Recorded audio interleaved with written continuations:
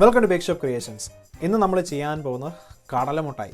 അപ്പം ഈസി ആയിട്ടും ഫാസ്റ്റ് ആയിട്ടും ക്വിക്കായിട്ടും നമുക്ക് എങ്ങനെയാണ് വീട്ടിൽ കടലമുട്ടായി ഉണ്ടാക്കുന്നതാണ് നമ്മൾ നോക്കുന്നത്. Here is a recipe. Let's go to the bake shop.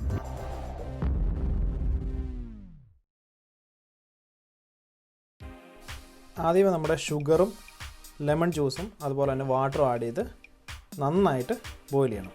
Boil ചെയ്യുന്നതിന് മുമ്പ് നമുക്ക് നന്നായിട്ടൊന്ന് മിക്സ് ചെയ്ത് കൊടുക്കാം.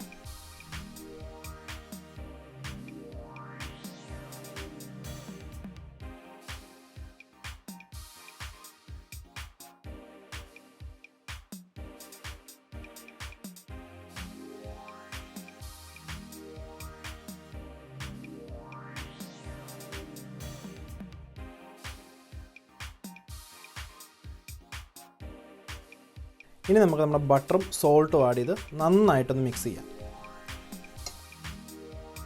ഇനി നമുക്ക് നമ്മുടെ പീനട്ട് ആഡ് ചെയ്ത് നന്നായിട്ടൊന്ന് മിക്സ് ചെയ്യാം.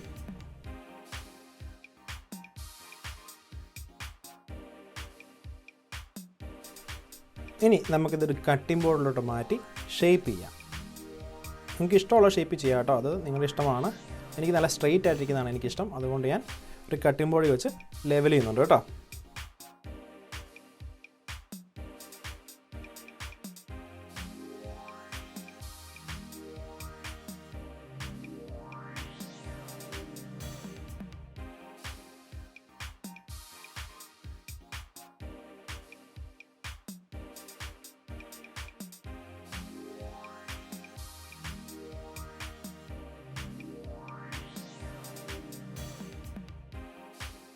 ഇപ്പോൾ ഞാനൊരു സ്ക്വയർ ടൈപ്പിനാണ് എടുത്തത്.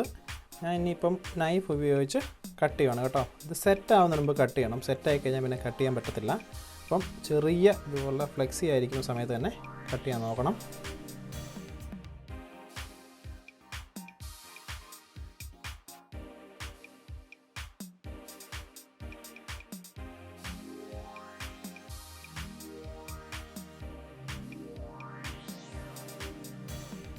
Now ready to serve.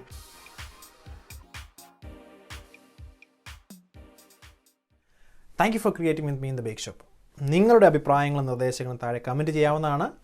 അതുപോലെ തന്നെ നിങ്ങൾക്ക് ആർക്കെങ്കിലും കൂടുതലായിട്ട് ബേക്കിങ്ങിനെ കുറിച്ച് അറിയാനുണ്ടെങ്കിൽ നമ്മുടെ വെബ്സൈറ്റ് നിങ്ങൾക്ക് സന്ദർശിക്കാം. അതിൻ്റെ ലിങ്ക് ഞാൻ ഡിസ്ക്രിപ്ഷനിൽ കൊടുത്തേക്കാം. See you next time.